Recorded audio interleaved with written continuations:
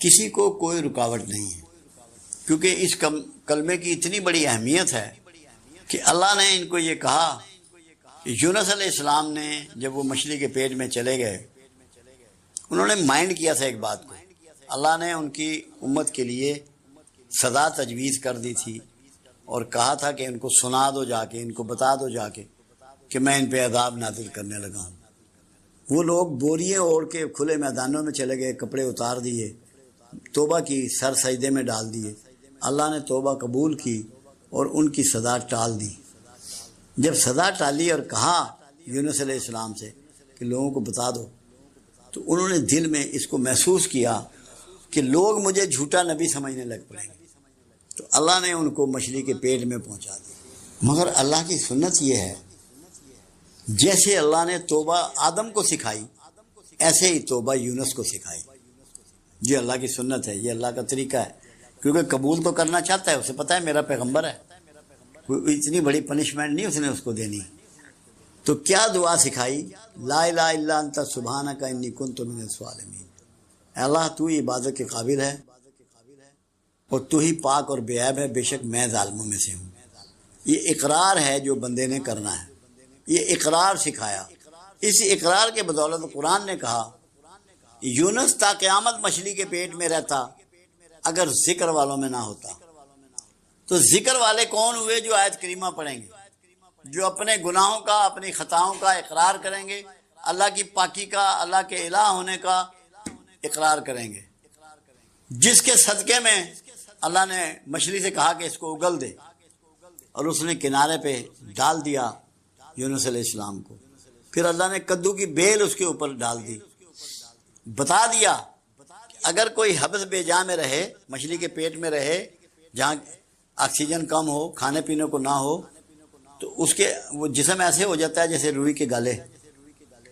اس کی فٹنس کے لیے کدو استعمال کراؤ، یہ اللہ نے مہربانی کر۔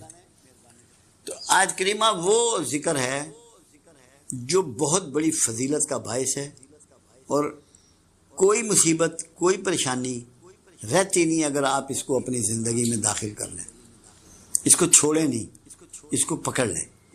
میں ایک دفعہ لاہور میں تقریر کر رہا تھا اور میں نے کہا کہ آیت کریمہ آپ بے وضو پڑھ سکتے ہیں، یہ میں نے لفظ کہے۔ ایک صاحب تھے، کوئی پتہ نہیں کون سے مکتبہ فکر کے تھے، وہ ظفر صاحب کے پاس گئے، میں تو واپس آ گیا جیلم لیکچر دے کے۔ وہ کہنے لگے تمہارا استاد جو ہے اس نے بڑی بے دینی کی بات کی ہے۔ ہاں جی، کیا کہا انہوں نے کہا کہ آیت کریمہ آپ بے وضو بھی پڑھ سکتے ہیں۔ میں نے کہا ان سے پوچھیں۔ انہوں نے مجھے فون کیا، مولوی صاحب نے جو انہوں نے ٹیلی فون کیا، کہنے جی یہ آپ نے کہا ہے۔ میں نے کہا محترم یہ تو بتاؤ، یونس علیہ السلام مچھلی کے پیٹ میں وضو کرتے رہے تھے؟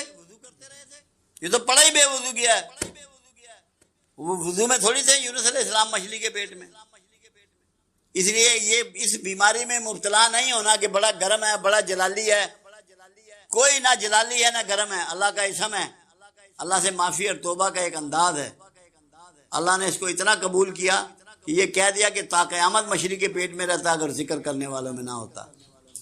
تو خدا کا واسطہ ہے اس کو گرم اور سرد اور جلالی اور غیر جلالی ان عذابوں سے بچ جاؤ، اللہ کو یاد کرو اور دل سے کرو اور معافی مانگو اور توبہ کرو۔ ہر وقت پڑھ سکتے ہو، جتنا چاہے پڑھ سکتے ہو۔ یہ کلمہ نجات دینے والا ہے، مصیبتوں سے بچانے والا ہے۔ رحمت کا سب سے بڑا ثبوت کیا ہے؟ دو باتیں کہی گئی جو حدیث مبارکہ میں ہیں۔ اللہ جب کسی پر رحمت کا ارادہ کرتا ہے تو اس کی آنکھ اس پر کھول دیتا ہے۔ جب اپنے گناہ، اپنی خرابیاں، اپنی کوتاہیاں، اپنی برائیاں محسوس ہونی شروع ہو جائیں، نظر آنی شروع ہو جائیں، تو سمجھ لو رحمت شروع ہو گئی۔ اگر دوسروں کے عیب اور کھوٹ تمہیں نظر آ رہے ہیں تو تم پہ رحمت شروع نہیں ہوئی۔ جب صرف تمہیں اپنے عیب اور اپنے کھوٹ نظر آنے شروع ہو جائیں تو رحمت شروع ہو گئی۔ اللہ نے کرم کر دیا کہ تمہاری آنکھ تم پہ کھول دی، تم نے اپنا احتساب شروع کر دیا۔ یعنی کہ سیلف مانیٹرنگ جو ہے، خود احتسابی جو ہے، یہ رحمت کی بنیادی علامت ہے۔ دوسری بات جو کہی گئی، اللہ جب کسی پہ رحمت کا ارادہ کرتا ہے اسے دین کی سمجھ عطا کر دیتا ہے۔ جب دین تمہیں سمجھ میں آنا شروع ہو جائے تب بھی رحمت ہو گئی۔ اور تیسری بات یہ ہے جب تمہاری طبیعت میں رحمت اود کر آتی ہے، تمہیں دوسروں پہ رحم آنا شروع ہو جاتا ہے، دوسروں سے ہمدردی شروع ہو جاتی ہے، دکھی کا دکھ محسوس ہونا شروع ہو جاتا ہے، پریشان کی پریشانی تمہیں پریشان کرنا شروع کرتی ہے، یہ بھی اس بات کی علامت ہے کہ تم پہ رحمت شروع ہو گئی۔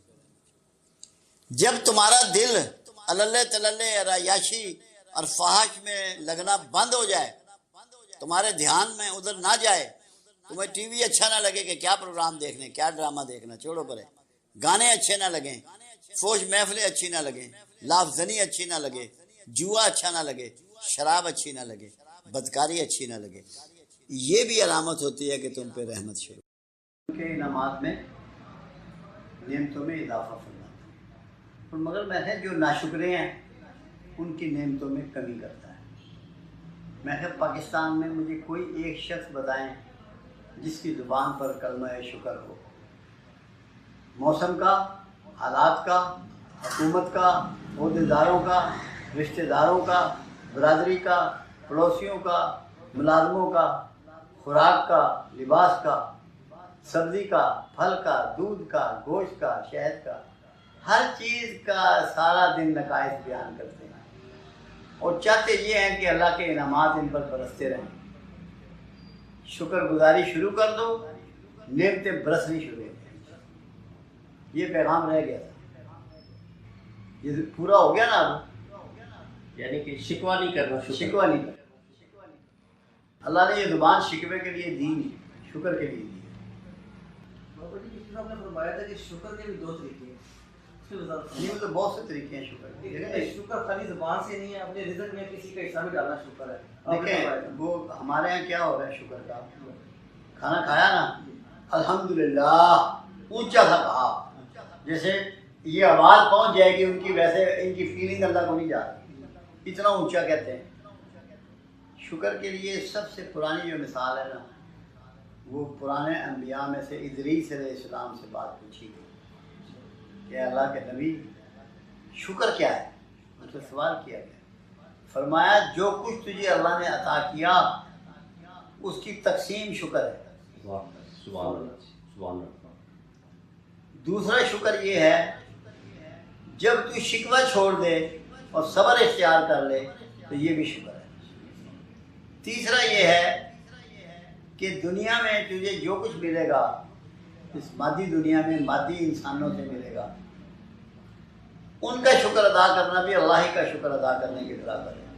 کیوں اگر جو آپ سے ڈیل کر رہا ہے اس کا شکر ادا نہیں کر سکے تو آپ اللہ کے بھی شکر گزار نہیں ہیں۔ لوگوں کو مسکرا کے ملنا، ان کی عزت افزائی کرنا، ان کی حوصلہ افزائی کرنا، ان کی مایوسیوں میں کمی کا سبب بننا، ان کو پر امید رکھنا، یہ سب شکر کے پہلو ہیں۔ بابا جی یہ جو شکر ہے، اب دسترخوان پہ بیٹھے ہوتے ہیں، دوسروں کا حصہ بھی کھا رہے ہیں، پلیٹ میں سارا ڈونگا ڈال لیا اور بعد میں الحمدللہ پڑھ رہے ہیں، یہ شکر میں آئے گا؟ شکر یہ ہے کہ آپ کو یہ پتہ ہو کہ ڈونگے میں 6 بوٹیاں ہیں، ہم 6 بندے بیٹھے ہوئے ہیں، میں نے 1.5 بوٹی نہیں ڈالنی، 1 ڈالنی ہے، دوسرے کو میں نے مد نظر رکھنا ہے، کوشش کرنی ہے کہ پہلے دوسرا آدمی انیشیٹ کرے دسترخوان پہ، میں نہ کروں۔ جو پہل کرتا ہے اپنی پلیٹیں بھرتا ہے وہ سب ناشکرے ہیں۔ مینار بنائے ہوتے ہیں، شادیوں پہ جاؤ، مینار، کھانے کے مینار، بوٹیاں اس کے اوپر، چاولوں کے اوپر، اور پتہ نہیں کیا کیا ڈالا ہوتا ہے، ایسا لگتا ہے زندگی کا پہلا اور آخری کھانا کھا رہے ہیں، حالانکہ وہ انہیں کے لیے پکا ہوتا ہے، اور جتنے بھی ہیں اس نے بندوں کو جتنے بلائے ہوتے ہیں ان کا ارینج کیا ہوتا ہے۔ آپ عزت سے اور تحمل سے بھی اس کو کھا سکتے ہیں۔ دوسروں کا یہ ادب کرنا جو ہے یہ بھی شکر ہے، ان کا ادب کریں کہ بھائی یہ لے لے، پہلے یہ اپنا حصہ لے لے، میں تھوڑا سا انتظار کر رہا ہوں۔ شکر بڑے وسیع معنوں میں ہے، بادب ہونا بھی جو ہے نا، مؤدب ہونا بھی شکر ہے۔ اب آپ ماں باپ کے سامنے اف نہیں کہتے، اونچی آواز میں نہیں بولتے، سراہنے کی طرف نہیں بیٹھتے، تو یہ شکر گزاری ہے۔ شکر گزاری کے بہت پہلو ہیں۔ بابا جی ہم اللہ کی مرضی کے بغیر شکر ادا کر سکتے ہیں؟ اگر اس طرح آپ جائیں پھر تو جو قتل کر رہے ہیں وہ بھی اللہ کروا رہا ہے آپ سے۔ ساری زمین کے یا پہاڑوں کے نیچے دفن کی ہیں، سب انسان کے لیے، اس کے تصرف میں دیں، اور یہ تک فرما دیا کہ ہم نے کائنات تیرے لیے مسخر کر دی، تسخیر کر دی، تاکہ بندہ محنت کر کے ان کا حاصل کرے، تاکہ ان کی آبرو رکھ سکے، ان کو سنبھال سکے، ان سے صحیح معنوں میں فیضیاب ہو سکے۔ تو یہ نیچے کیوں چھپائیں؟ محنت کرنے کے لیے۔ دوسری چیز آپ پہ فرض کی علم کا حصول۔ اللہ کہتا ہے جو علم والے ہیں وہی مجھ سے زیادہ ڈرنے والے ہیں، اپنا ڈر بھی سمجھانا تھا، اور علم والوں کو میں درجے بلند کرتا ہوں۔ آج جن کے پاس زیادہ علم ہے وہ مغرب والے ہیں، جنہوں نے دنیا کا علم حاصل کیا۔ اللہ نے یہ نہیں کیا کہ یہ مسلمان نہیں ہیں، ان کے درجے بلند نہ کروں۔ آج دنیا میں سب سے زیادہ درجے ان کے بلند ہیں، سب پہ حکومت کر رہے ہیں، ہم تو غلاموں کی سی زندگی گزار رہے ہیں۔ کیوں؟ کہ ہم نے علم میں کاوش چھوڑ دی، جدوجہد چھوڑ دی، تحقیق چھوڑ دی، جستجو چھوڑ دی۔ پھر اللہ نے یہ کہا کہ مجھے سب سے نزدیک میرے انعام یافتہ لوگ اور مقرب وہ ہیں جو کھڑے بیٹھے کروٹوں کے بل میری صنائی پہ غور کرتے ہیں، یعنی کہ پروڈکشن پہ، اس پہ پیدائش پہ، چیزوں کی بنانے پہ، صنائی، صنعت۔ غربت دور کرنے کے لیے علم کے ساتھ محنت اور سائنسی علوم کا ہونا لازمی۔ محنت کی بات آپ یہ سمجھ لیں، ایک شخص کہنے لگا میں بڑا مقروض ہوں، بڑا غریب ہوں، سارے اصحاب رسول بیٹھے ہوئے تھے، آپ بھی تشریف فرما تھے۔ آپ نے کہا تمہارے گھر میں کچھ ہے؟ فرمایا ایک لکڑی کا پیالہ ہے جس میں ہم پانی شانی پیتے ہیں، کھانا، اور بھی کوئی برتن ہے۔ فرمایا جاؤ لے آؤ۔ جب وہ گھر سے لے آئے آپ نے اس کی بولی لگوائی۔ اس طریقے کو لائنز کلب نے اپنایا۔ لائنز کلب ایک سسٹم ہے، انہوں نے اپنایا، وہ سامان کی بولی لگواتے ہیں اور اس کی قیمت لگوا کے وہ قیمت اس بندے کو دیتے ہیں، اسے کسی کام پہ لگاتے ہیں۔ یہ انہوں نے رسول اللہ صلی اللہ علیہ وسلم سے سیکھا۔ آپ نے بولی لگوائی اور جب اس کو پیسے ملے فرمایا کہ ان کا تو آٹا لے لے یا کھانا لے لے 2 دن کا۔ لکڑی، اس کسی ساتھی سے کہا کہ تم جنگل سے ایک درخت سے لکڑی کاٹ کے 2 دستہ بناؤ اور اس سے تو لوہے کا کلہاڑا لے لے، اور صبح سے تو نے جنگل میں سے لکڑیاں کاٹنی ہیں اور بیچنی ہیں، 2 دن کا آٹا تیرے پاس ہے، باقی ارینجمنٹ ہو جائے گا۔ یہ نہیں کہا کہ اسے 5 روپے دو، بھیک کی جگہ محنت کرنی ہے، جدوجہد کرنی ہے، کاوش کرنی ہے۔ گھر کا ہر فرد کرے گا، ضرورت مندوں کا ہر فرد کرے گا۔ یہ پہلا پازیٹیو وے ہے۔ دوسرا یہ ہے کہ آپ رسول اللہ کی زندگی کا مطالعہ کریں۔ کتنے جوڑے کپڑے تھے، کتنے جوتے تھے، کتنی تلواریں تھیں، کتنے بستر تھے، کتنے برتن تھے۔ اللہ کے رسول نے پوری کائنات کو ٹیچ کر دیا کہ مفلسی سے بچنے کا طریقہ یہ ہے کہ کم سے کم سامان زندگی کے ساتھ زندگی گزارو، کم سے کم سامان کے ساتھ زندگی گزارو۔ یہ طریقہ ڈیزائن کیا رسول اللہ صلی اللہ علیہ وسلم نے۔ خوراک میں بھی جتنا کم آپ نے کھایا، کائنات میں ریکارڈ نہیں ملتا کہ کسی نے اتنا کم کھایا۔ اناج تو 63 سالہ زندگی میں 1.25 من بھی نہیں کھایا۔ کتنی کھجور کھائی۔ خود عائشہ صدیقہ رضی اللہ تعالیٰ عنہ کا قول مبارک ہے کہ ہمارے گھر میں 2 مہینے چولہا نہ جلتا، کتنا کم کھاتے تھے۔ یہ ہمارے لیے ڈیزائن کیا، کیونکہ ہم پہ آپ کی پیروی فرض ہے، ہمارے لیے ڈیزائن کیا۔ اگر ہم لوگ کم سامان، کم کھانے، کم بسترے، کم جوتے، تقریب میں تھوڑے بندے، تھوڑی تقریبیں، تو کیا مفلسی رہ جائے گی؟ کیا غربت رہ جائے گی؟ میرے ایک ماموں تھے جو دنیا سے چلے گئے، مگر تھے سیانے بندے، سمجھدار بندے۔ تو مجھے ایک دن انہوں نے کہا، ایک جملہ کہا جو میں ابھی 78 سال کا ہو گیا ہوں، مجھے آج تک نہیں بھولا، میرے دماغ میں وہ فکس ہو گیا، متعین ہو گیا، چپک گیا۔ کہنے لگے بیٹا اپنے روز مرہ کے اخراجات کو قابو رکھنا۔ شادی بیاہ کا یا مکان بنانے کا خرچہ وہ زندگی میں ایک دفعہ ہوتا ہے، اس سے آدمی غریب نہیں ہوتا۔ جو روز مرہ کے فالتو خرچ کرتا ہے اس کو نہیں پتہ لگتا کہ میں نے کتنا ضائع کر دیا، کتنا بڑا نقصان کر دیا، پتہ تب لگتا ہے۔ وہ کہنے لگے اگر تو 10 روپے روز کے فالتو خرچ کرتا ہے تو مہینے کے 300 روپے ہو گئے، سال کے 3600 روپے ہو گئے، صرف 10 روپے فالتو خرچ کرنے پہ۔ اور اگر تو یہ 10 روپے بچا لے گا تو انہیں 3600 روپیہ بچا لیا سال میں۔ روز مرہ کے اخراجات کو جو قوم قابو کر لے گی، اپنے سسٹم میں لے آئے گی، کم سامان، کم کھانے پینے کے ساتھ، لیوش کام چھوڑنے کے ساتھ، وہ مفلس اور غریب نہیں ہو سکتی۔ پھر ایک بات انہوں نے مجھے اور سمجھائی کہ بیٹا جو بھی امیر ہوا وہ بچا کر ہوا، کما کر نہیں ہوا۔ جو بھی امیر ہوا وہ بچا کر ہوا، کما کر نہیں ہوا۔ اس کی مثال دی انہوں نے کہ ایک شخص 1000 روپیہ روز کماتا ہے اور 1000 ہی خرچ کر دیتا ہے، وہ قیامت تک امیر نہیں ہو سکتا۔ ایک آدمی 100 روپیہ روز کماتا ہے اور 20 روپے اس میں سے بچاتا ہے، وہ امیر ہو جائے گا۔ کیونکہ غریب کون ہے؟ جس کی آمدن اخراجات سے کم ہے، وہ غریب ہے۔ امیر وہ ہے کہ جس کی آمدن اخراجات سے زیادہ ہے۔ تو اگر کوئی شخص اپنے اخراجات کم کر لے، کمائی نہ بھی بڑھے، تو وہ غریب نہیں ہو سکتا۔ پھر غربت کے لحاظ سے دو باتیں اور بھی ہیں جو آقا نے کہیں کہ کفر سے قریب ترین چیز جہالت اور غربت ہے۔ اگر انسان محنت شروع کر دے، علم حاصل کرنا شروع کر دے، کم سامان کے ساتھ زندہ رہنا شروع کر دے، تو غربت اور جہالت دونوں سے بچ جائے گا۔ پھر فرمان رسول ہے صلی اللہ علیہ وسلم کہ جس نے میانہ روی اختیار کی وہ کبھی مفلس نہیں ہوگا۔ تو مفلسی سے بچنے کا ایک روٹ کیا ہے؟ میانہ روی، عام زندگی، خاص مت بنو، پاٹے خاں نہ بنو، چیمپئن مت بنو کہ بندہ آ گیا مہمان، بوتلیں لے آؤ جی دوڑ کے۔ ارے بھائی سادہ پانی بھی پیش کر سکتے ہو۔ وہ ناک کے لیے زندہ نہ رہو، ناک نہیں رندہ۔ بات کو سمجھو، بھیک مانگنے والے سے بوتل نہ پلانے والا زیادہ بہتر ہے۔ بھیک نہ مانگے، کل نہ پلائے بوتل، نہ فالتو بازار سے کھانا منگوائے۔ اپنے نارمل بیہیویئر اور نارمل زندگی میں رہنے والا کبھی غریب نہیں ہو سکتا۔ ہماری آج قوم، ہم بھیک مانگتے پھر رہے ہیں IMF سے، عربوں سے، چائنا سے، اور جانے جہاں جہاں، پوری قوم۔ اگر ہم یہ فیصلہ کر لیں، ہمارے لیڈر لوگوں کو باور کرائیں، سمجھائیں کہ ہمیں اس سطح پہ رہنا ہے جس سطح پہ کملی والے نے زندگی گزاری۔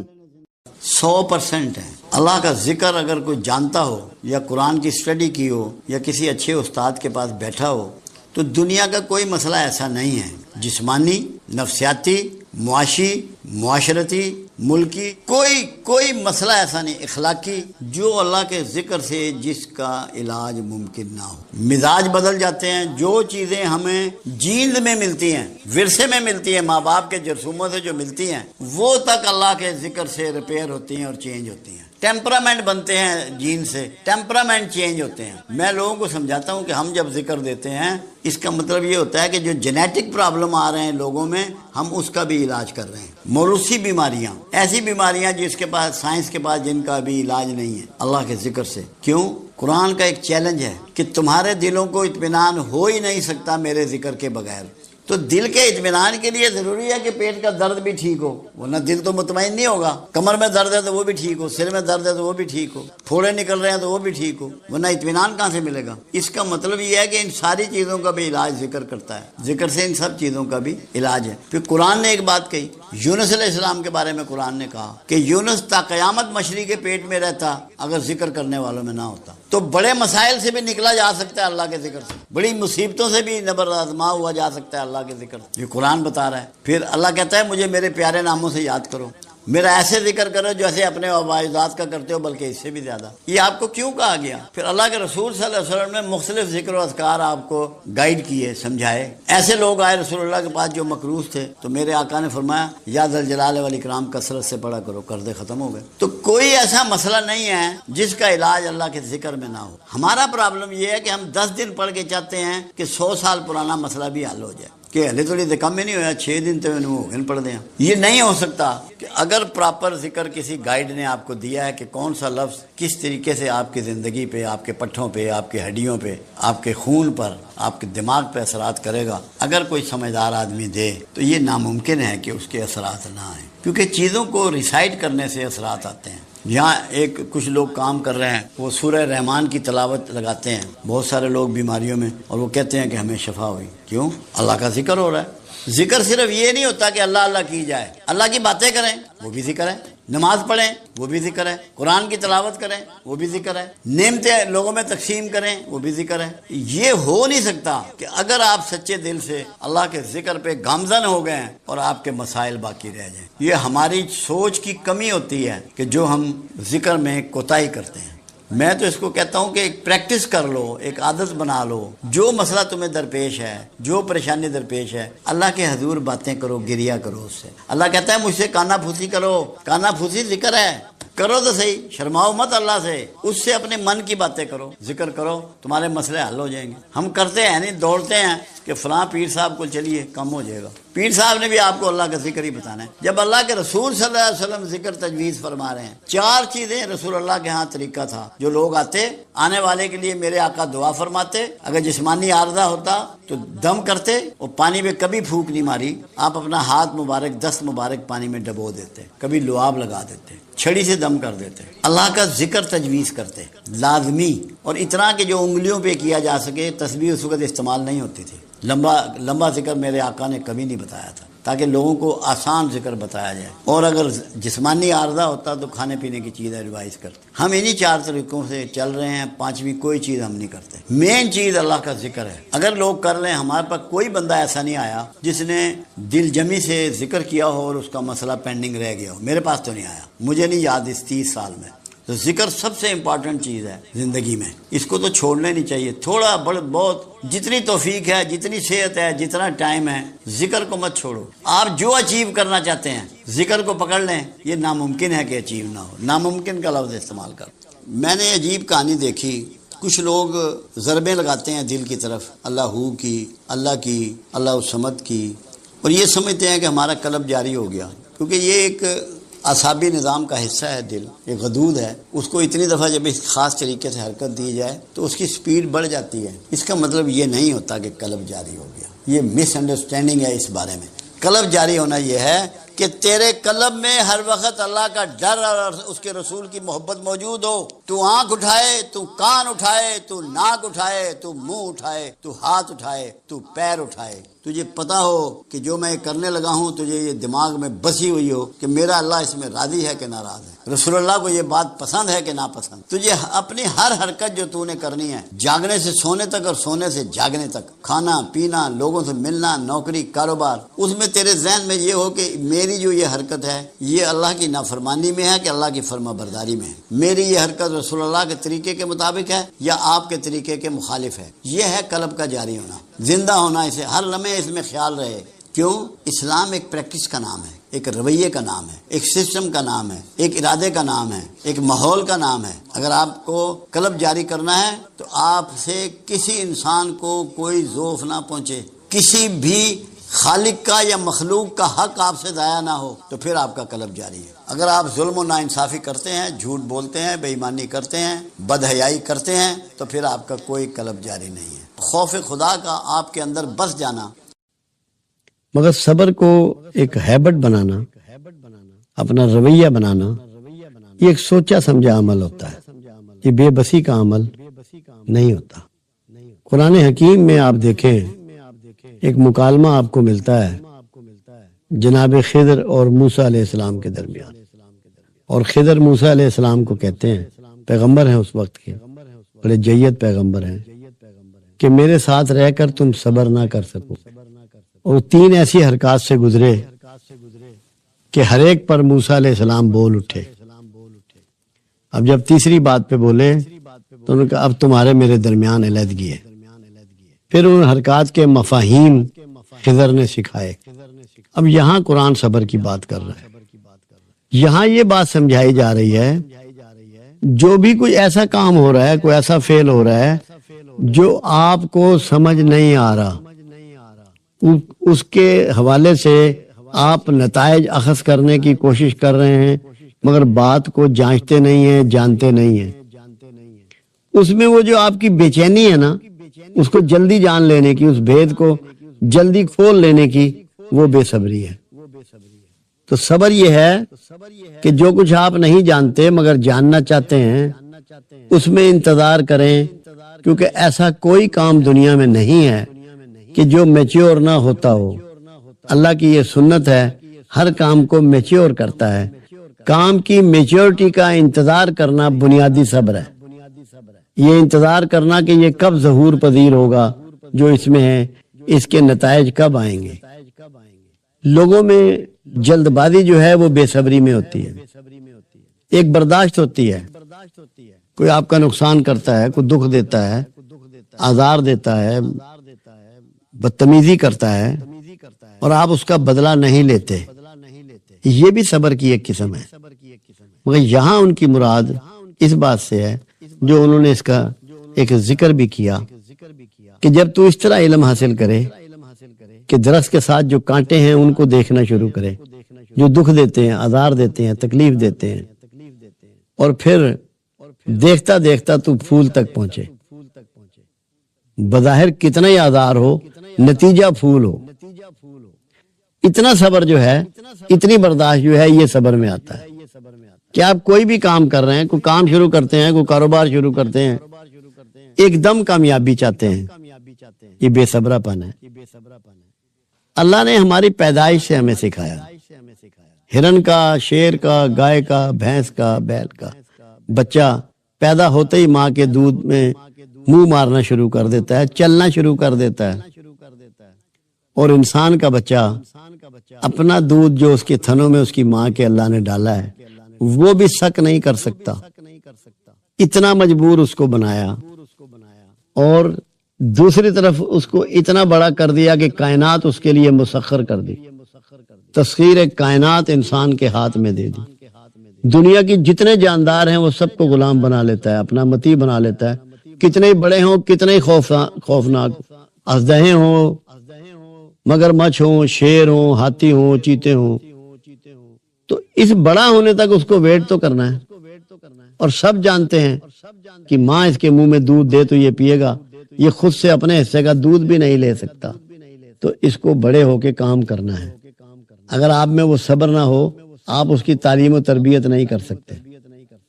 اگر آپ یہ چاہیں کہ یہ ابھی جوان ہو جائے، ابھی فعال ہو جائے، ابھی ایکٹیو ہو جائے، تو یہ بے صبری ہے۔